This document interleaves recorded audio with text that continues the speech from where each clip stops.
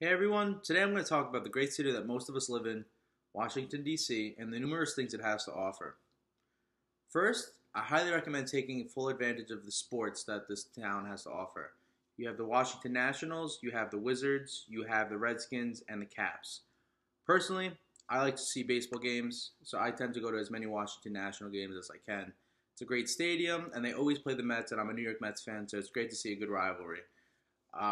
The basketball and hockey teams are doing really well this year, and those a lot of people tend to go to those as well. Next, I'll go into more touristy things that the city has to offer. First is obvious is the National Mall. The National Mall is about 2 miles long in southern DC. It's lined with the U.S. Capitol, the Washington Monument, and the Lincoln Memorial. On either side, you also have the White House as well as the Jefferson Memorial.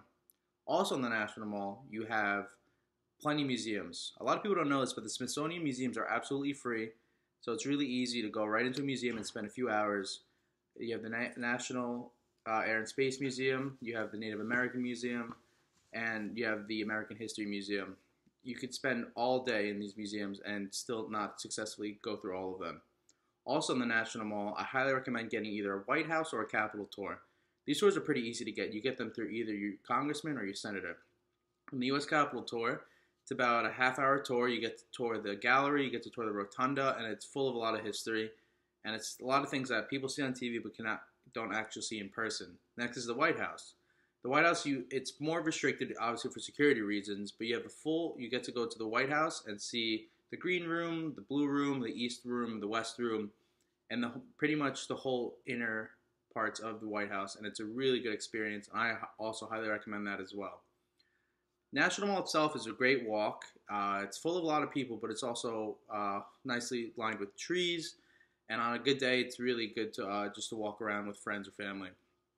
Next, I'll talk about the amount of restaurants the city has to offer.